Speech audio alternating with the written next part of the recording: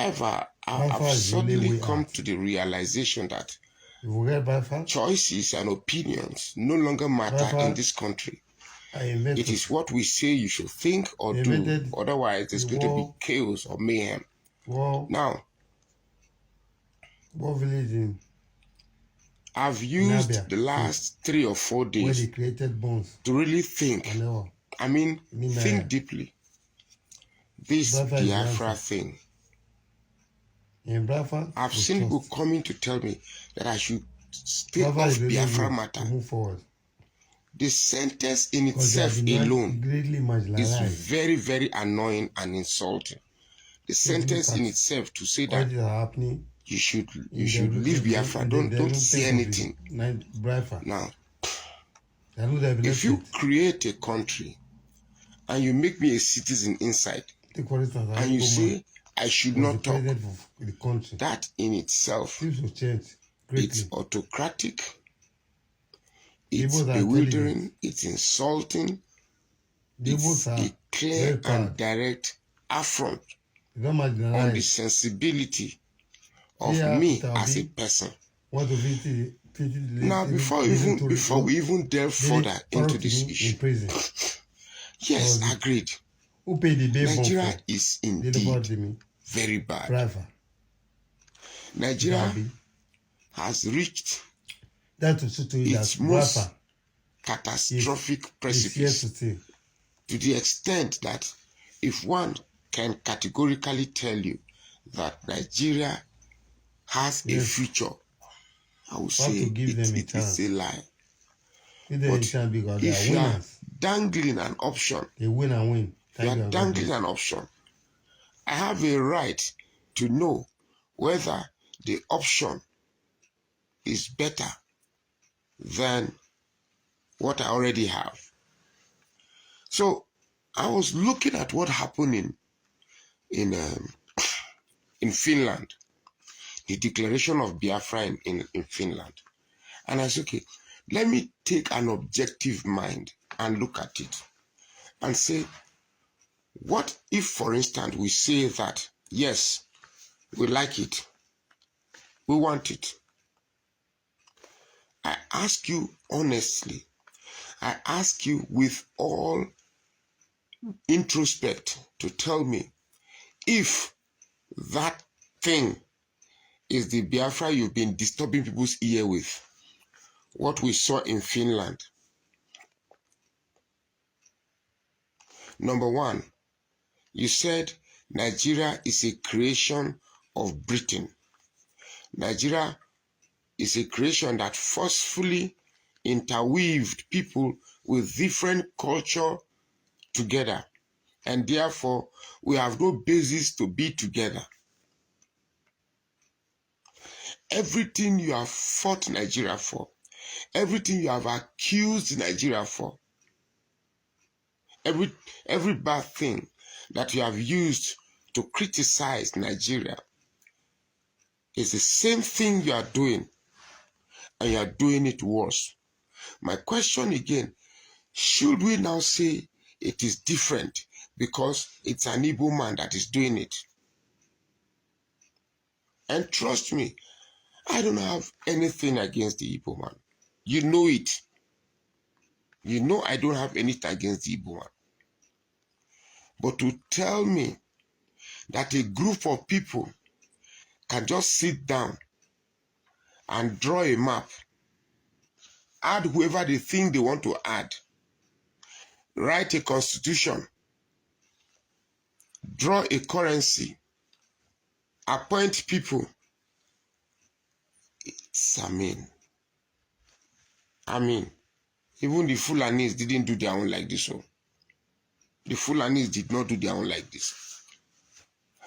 Okay, let me tell you something.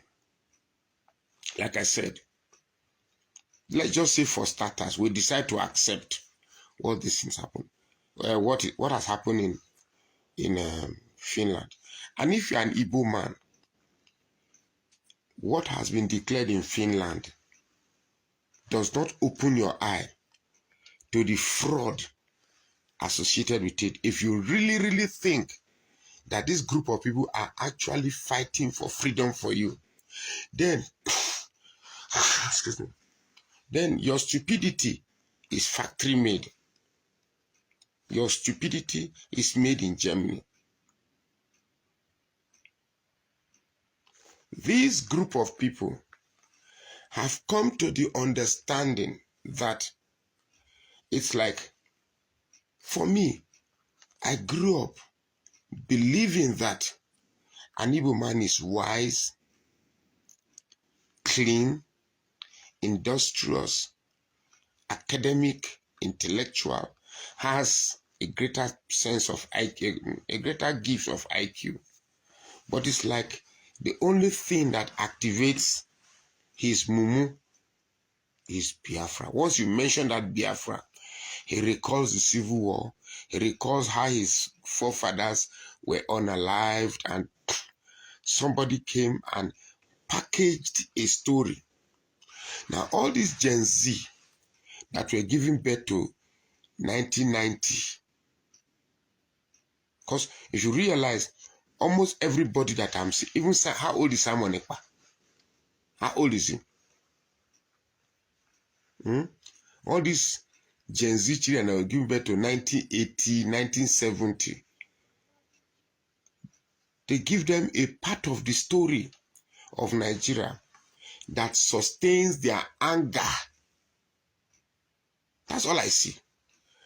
I asked somebody today, a young boy, a young Igbo guy. I said, how old will that boy? Said, I'm going to be around 30 something. I said, do you know that at one point in this country that the Igbos were in charge of Nigeria?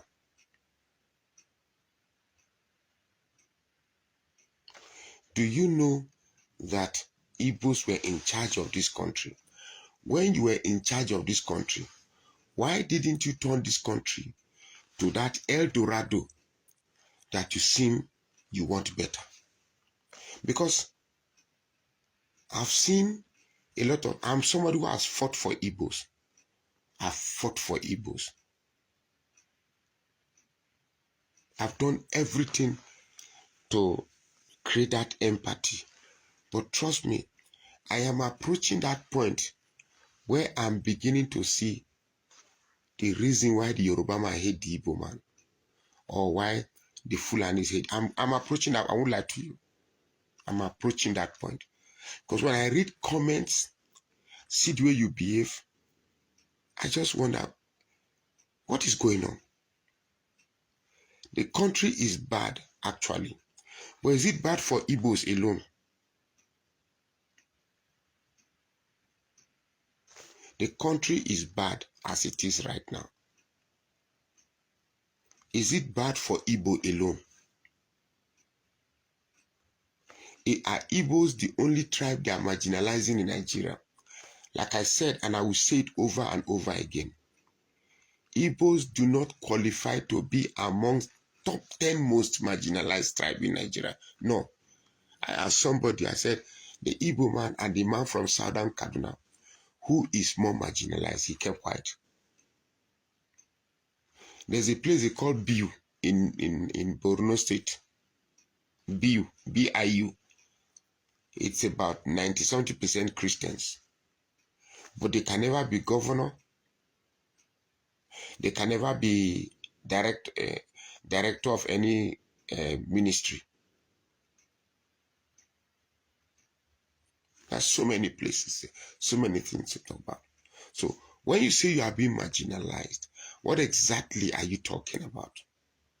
It's not like an Igbo man goes to Kano and he wants to settle down. They say, no, this man is an Igbo man.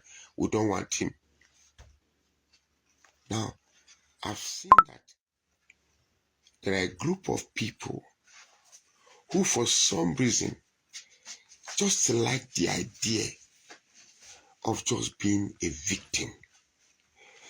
You just like the idea, I'm a victim. People hate me. The hatred for Igbo is so much. I am an Orobo man. I don't think I can comfortably contest in an election and win. And my crime is that I'm an honorable man. So, what is it exactly is your problem? That is why I came to the honest conclusion that this Biafra struggle, there are a group of people that are behind it. And if you honestly believe that this group of people have taken upon themselves to claim that they are fighting for freedom for you, your stupidity is God-made. It's straight from the factory. Okay. You have a Biafra declared. In another country, this is 6th, today is 6th. I've been waiting and hoping to see it functional in Nigeria. Ugochukwu Anyanwu, to live together is not by force. Actually, if you believe so, why do you insist that we from Delta State, Edo State, why do you think we must? You see, whenever you speak, you forget you are using a knife that has a double edge. The argument you make for yourself to live, the same argument I'm making for you. If you think it's not by force to live in Nigeria, why do you think it's by force that I live in Biafra? You hate Nigeria so much. It's good. I'm not saying you must love Nigeria. Please trust me. Hate Nigeria all you want. You have freedom to hate the country. What makes you think, because you hate it, I should equally hate it? What makes you think you're the only one with a sensitive skin to understand how bad Nigeria is? And the rest with there don't know how bad Nigeria is. And what makes you think that if there's a need for me to be free from the shackles of this country, what makes you think I am incapable of fighting it by myself? Don't forget, before this Biafra that you've been fighting, we had fought for Niger Delta Republic. When we did, you never supported us.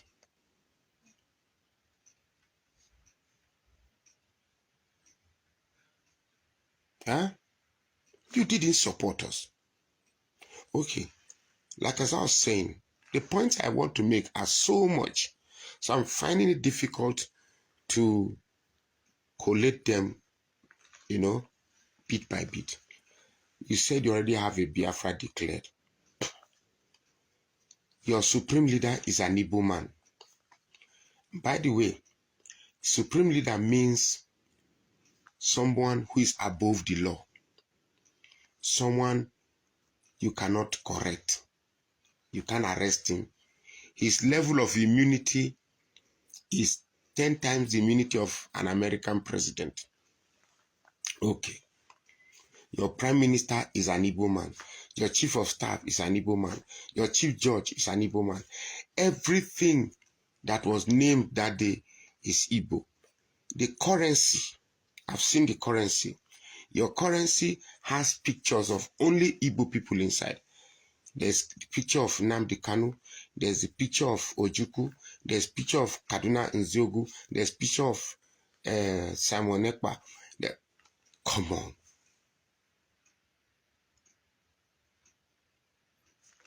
Everything that you blamed Nigeria for, you are doing it worse. You can come here and insult all you want. Keep insulting. It doesn't change anything. It doesn't change anything. The truth will always remain the truth. The country is absolutely bad. Very, very, very bad. But that does not give room for you to bring your own agenda of command and control. You keep giving excuses. Don't you see that the country is bad? Yes, the country is bad. Don't you see that the country is bad? Why are you saying like this? You're forming Biafra and lumping people together is never about love for them. You do not love them. You just want to expand. Because you've come to the realization that 5 eastern states is not enough for your recent population. You want to expand. If I want to be free, who made you, who employed you to be my freedom? Who told you I don't have my own strategy? Who told you? Who told you I am incapable of freeing myself?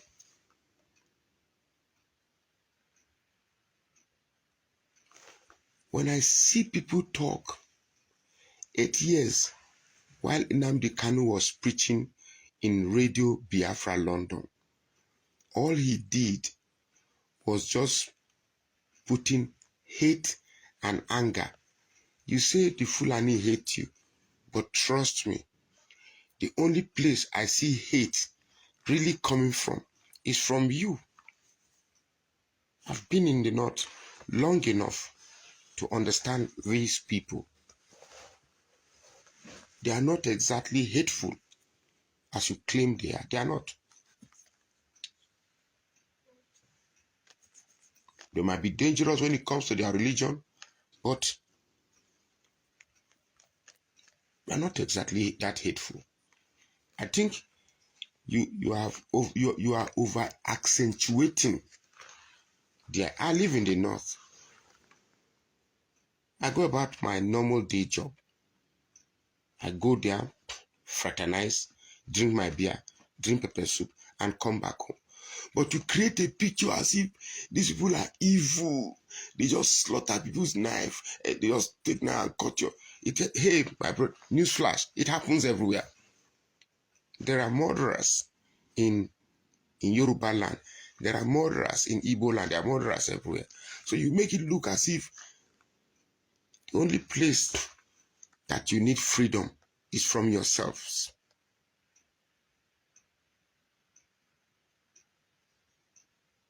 Don't fight for my children, please. You guys are damn hypocrite. Who employed you to fight for me or my children? Who says I can't fight for myself? Who says I don't have plan for my children?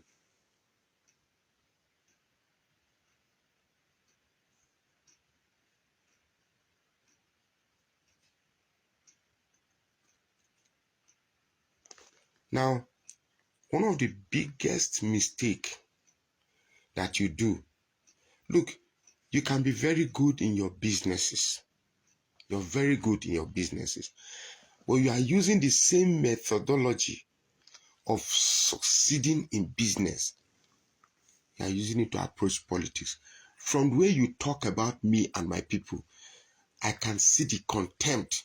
When you talk about people of Delta, I can see the way you talk so low about them, if not because of this thing. What is Delta? What's Delta before? I have my identity. I have my orientation.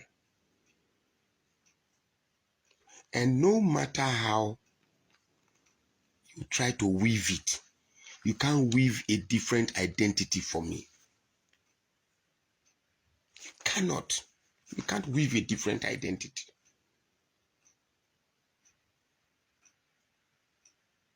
You cannot weave a different identity for me. Nobody sat down and employee say, Ochiko, this one no fit free ourselves. So